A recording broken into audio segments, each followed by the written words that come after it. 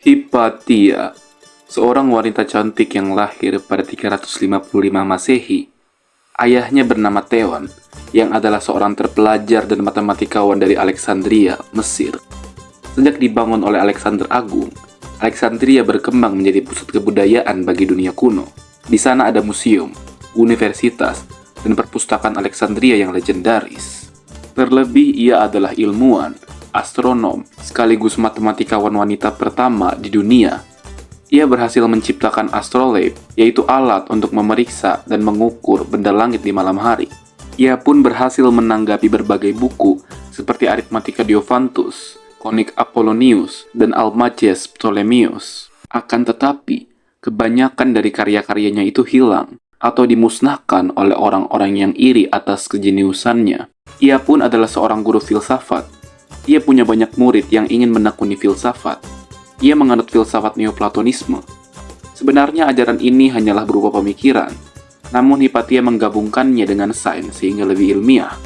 Ia sering mengajar di berbagai tempat, banyak orang yang suka dengan cara mengajarnya, sehingga orang banyak berbondong-bondong untuk mendengarkan dia.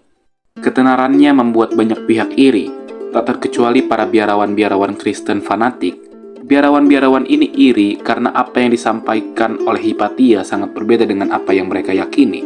Mereka menganggap Hipatia adalah seorang kafir karena memberitakan sesuatu yang melenceng dari ajaran agama Kristen, walau sebenarnya tidak begitu. Ditambah dengan ajaran Hipatia yang sangat ilmiah dan terlalu menambah banyak ilmu pengetahuan kepada masyarakat, yang membuat kepercayaan orang-orang terhadap agama semakin buruk. Ia pun diketahui sebagai seorang yang mempraktikkan paganisme, yaitu sebuah kepercayaan atau praktik spiritual penyembahan terhadap berhala.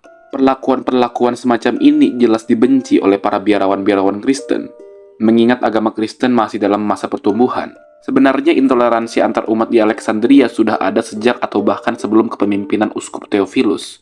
Namun, Theophilus bersahabat dengan Synesius yang adalah murid Hipatia, sehingga pengajaran yang dilakukan Hipatia dibiarkan saja oleh Theophilus. Akan tetapi, semua berubah ketika Uskup Theophilus meninggal dunia dan jabatan keuskupan itu diserahkan kepada Cyrilius. Intoleransi yang dilakukan Cyrilius lebih parah. Pada tahun 415, atas persetujuan Uskup Cyrilius, saat tengah mengajar, Hipatia ditangkap oleh biarawan-biarawan fanatik itu. Penangkapan dipimpin oleh Petrus, murid Cyrilius. Penangkapan ini juga adalah awal dari akhir hidupnya yang sangat tragis. Hipatia dituduh sebagai penyihir. Ia dipukuli dengan genteng, matanya dicungkil dan lidahnya dipotong. Jenazahnya diseret ke Cinarus dan dimutilasi. Para biarawan itu mengeluarkan organ-organ dalamnya, tulang belulangnya, dan membakar sisa-sisa bagian tubuhnya di atas api. Ia tidak pernah menikah sampai kematiannya pada Maret 415 Masehi akibat biarawan-biarawan itu.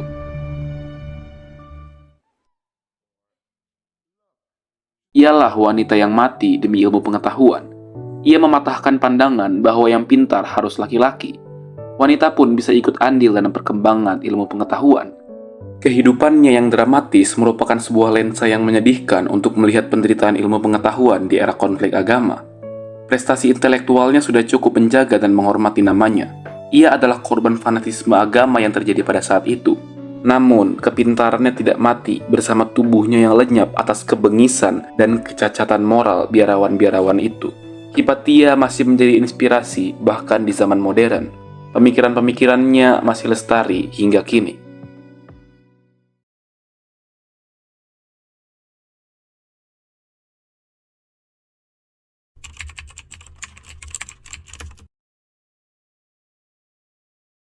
Agama dan sains adalah sesuatu yang harus hidup berdampingan.